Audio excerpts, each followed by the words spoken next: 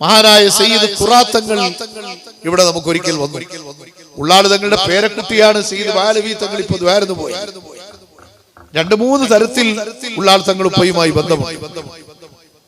പേരക്കുട്ടിയായ ഒരു മകളെയാണ് വേറൊരു വഴിയിലൂടെ പേരക്കുട്ടിയായ ആളിനെയാണ് കല്യാണം കഴിച്ചത്.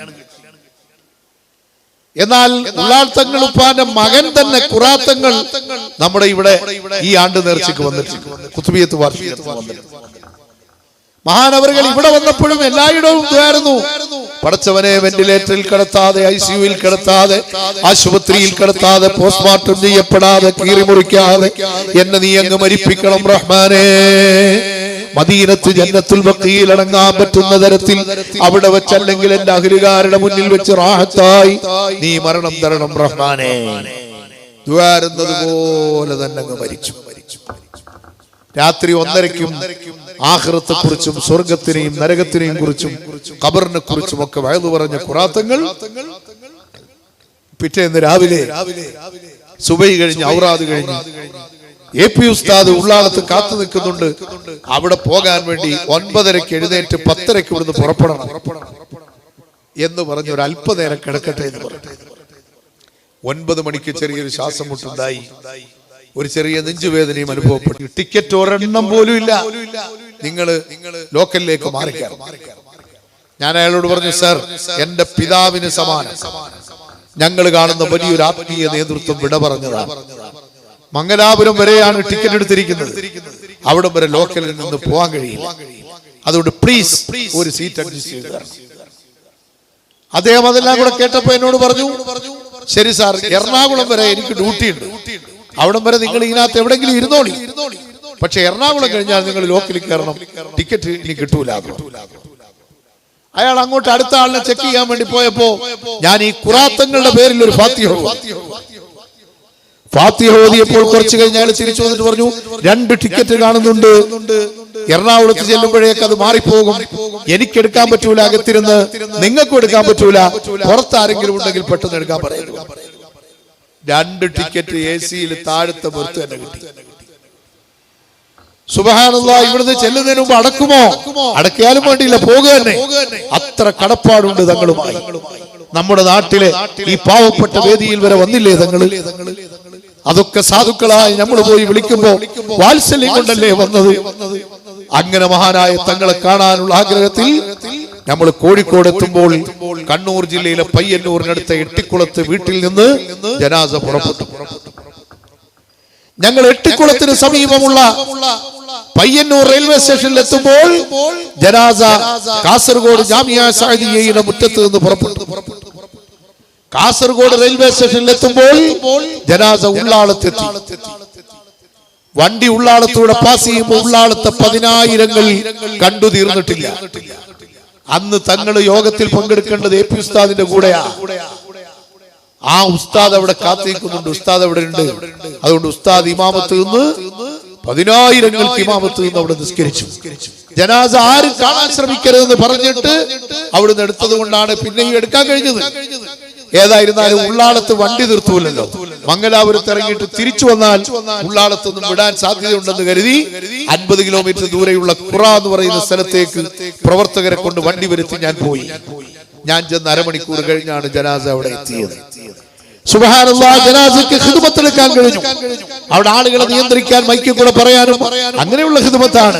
അതൊക്കെ ചെയ്ത് ആംബുലൻസിൽ നിന്ന് ജനാസ മഖ്ബറയിലേക്ക് കൊണ്ടുപോകാൻ 1/2 കിലോമീറ്റർ ദൂരമുണ്ട് നിസ്കരിച്ച പള്ളിയിൽ നിന്ന്, തങ്ങളുടെ സ്ഥാപനത്തിൽ നിന്ന്. അതിനിടയിൽ ആ പ്രിയപ്പെട്ട മകൻ പറയുന്നു, ഉപ്പാ.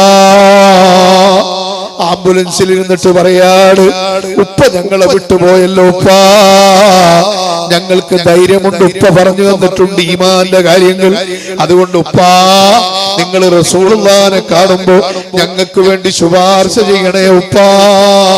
ഞങ്ങൾ മക്കളെ മറക്കല്ല ഉപ്പാ, ഉമ്മാനെ മറക്കല്ല ഉപ്പാ എന്നിങ്ങനെ ആംബുലൻസിൽ ഇരുന്ന് പറഞ്ഞു കരഞ്ഞു പോവുകയാണ്. അങ്ങനെ കുറച്ചു നേരം പറഞ്ഞിട്ട് പറഞ്ഞു, ഈ മുഹമ്മദ് കുഞ്ഞ് സഖാഫി വന്നിട്ടുണ്ട്, അദ്ദേഹത്തെ മറക്കല്ല ഉപ്പാ. അതുപോലെ സിറാജുദ്ദീൻ കണ്ണൂർ ഇവിടെ ഉണ്ട്, ഉപ്പാ മറക്കല്ല ഉപ്പാ എന്ന് നേരിട്ട് സംവദിക്കുകയാണ്. എത്ര കഷ്ടപ്പെട്ടെങ്കിലും ആ യാത്ര മുതലായി. ഖബറടക്കുന്ന സ്ഥലത്തേക്ക് ആളുകൾ ഇടിച്ചു കയറാണ്. മഴയുമുണ്ട്, ചെറിയ ആയിരങ്ങളാണ്. അവരെയൊക്കെ കൺട്രോൾ ചെയ്യുന്ന വളണ്ടിയർഷിപ്പിൽ കുറച്ച് സേവനം ചെയ്തു. രാത്രി 2:30 മണിക്ക് ഖബറടക്കി പിരിഞ്ഞു. ലക്ഷങ്ങളാണ് ആ ജനാസ കാണാൻ അതിനിടയിൽ എത്തിച്ചേർന്നത്. എല്ലാവർക്കും ഒന്നും കാണാൻ പറ്റിയില്ല. പ്രിയപ്പെട്ട സഹോദരങ്ങളെ, അവരൊക്കെ ഉദ്ദേശിച്ചതുപോലെ യാത്രയായി. അവരുടെ ഉപ്പ താജുൽ ഉലമ ഉള്ളാളുതങ്ങൾ പറഞ്ഞു, റബ്ബേ റബീഉൽ ആഖിറിൽ എനിക്ക് മരിക്കണം. റബീഉൽ ആഖിറിൽ ഒന്നിന് മരിച്ചു. ഇൽമു ലംഘിയിട്ട് ഖൽബ് പ്രകാശിച്ചു മരിക്കണം. വഫാത്തായി കിടക്കുന്ന കണ്ടാൽ സൂര്യപ്രകാശം പോലും തോറ്റുപോകും. നമുക്കും ഇങ്ങനെ ഒരു മരണം വേണ്ടേ? നമുക്കും നന്നായി മരിക്കണ്ടേ? മുഹീദ്ദീൻ ശൈഖ് തങ്ങളുടെ ബഗ്ദാദ് ഷരീഫിലെ മഖാം, സഖ്യസേനയും ഇറാഖും തമ്മിൽ യുദ്ധം നടക്കുമ്പോൾ ആദ്യത്തെ രാത്രി തന്നെ 3 ലക്ഷം ടൺ ബോംബാണ് വർഷിച്ചത്.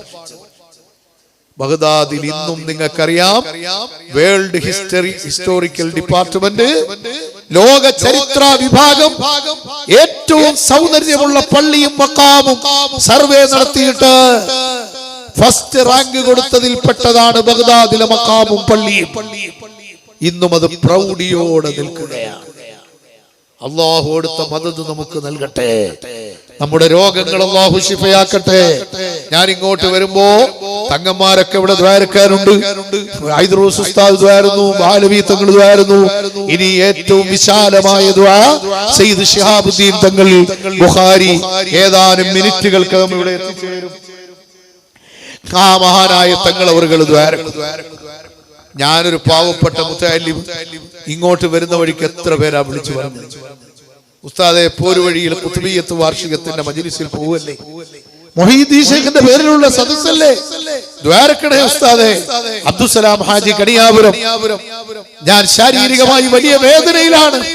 അല്ലാഹുവേ, രാവിലെ തന്നെ അദ്ദേഹം വിളിച്ച് വേദന ശമിച്ചു എന്ന് പറയത്തക്ക രീതിയിൽ മുഹീദ്ദീൻ ശൈഖ് തങ്ങളുടെയും അവരുടെ പിന്തുടർച്ചക്കാരായി ഞങ്ങളുടെ നാട്ടിലെ കിരീടം എന്ന് വിശേഷിപ്പിക്കാവുന്ന ശുഹദാക്കളുടെയും ബറക്കത്ത് കൊണ്ട് രോഗം ശിഫയാക്കണം റഹ്മാനേ. ഉറക്കെ ആമീൻ പറയാനുള്ള ആരോഗ്യമെങ്കിലും എന്റെ മുമ്പിലിരിക്കുന്ന ഇവറ്റകൾക്ക് നൽകണേ അല്ലാഹ്. പടച്ചവനെ, ഞങ്ങളോട് ദുആ കൊണ്ട് വസിയത്ത് ചെയ്ത ധാരാളം ആളുകളുണ്ട്. അവർക്കെല്ലാം നീ ഖൈർ നൽകണം റഹ്മാനെ.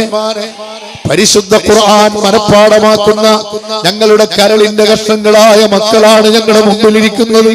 100 കണക്കിന് മക്കൾ പഠിക്കുന്ന അൽമദീന ഇസ്ലാമിക് കോംപ്ലക്സ് ഖാദിസിയയുടെ ആഭിമുഖ്യത്തിൽ നമ്മുടെ നാട്ടിൽ നടക്കുന്നുണ്ട്. 200ഓളം വരുന്ന വിദ്യാർത്ഥികളുടെ ഹിഫ്ദിനും അതുപോലെ ചെറിയ ശരീഅത്തിന്റെ ഇൽമും പഠിക്കുന്നു.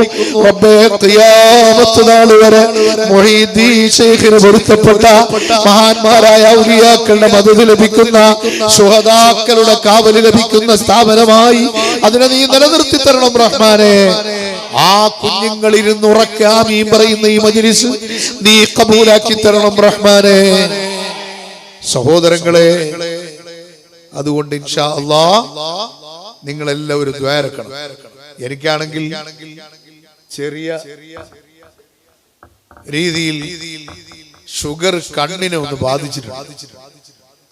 ഷുഗർ പണ്ടേ ഉള്ളത് കൊണ്ട് വാപ്പിച്ച ഒരിക്കൽ എന്നോട് ചോദിച്ചു, മോനെ എനിക്ക് ഷുഗർ വന്നപ്പോ നിനക്കും വന്നോ മോനെ എന്ന് ചോദിച്ചു.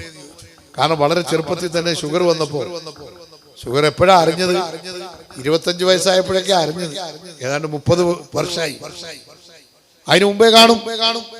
വാപ്പിച്ചിക്കും ഉമ്മച്ചിക്കും ഒക്കെ ഉള്ളതുകൊണ്ട് ഷുഗർ ഉണ്ടാകാതിരിക്കുകയും ചെയ്യാം. ഇല്ലാത്തവർക്ക് ഇനി വരാതിരിക്കട്ടെ, വന്നവർക്ക് അല്ലാഹു ശിഫയാക്കട്ടെ. അപ്പൊ ആ ഷുഗർ ഉണ്ടെങ്കിലും നമ്മുടെ യാത്രയും നമ്മുടെ ഭക്ഷണ രീതിയൊന്നും ഒരു കൺട്രോൾ ഇല്ലാത്ത സൈസാണ്. അപ്പൊ അതുകൊണ്ട് ചെറുതായിട്ട് കണ്ണിനെ ബാധിച്ചിട്ടുണ്ട്. നിങ്ങൾ എല്ലാവരും ദ്വാരക്കണം. ഒരു വിഷമവുമില്ലാതെ ട്രീറ്റ്മെന്റ് റാഹത്തായി നല്ല എത്രയും പെട്ടെന്ന് പൂർണ്ണ ശിഫയാകാൻ അല്ലാഹുവേ നീ ശിഫയാക്കി തരണം റഹ്മാനെ.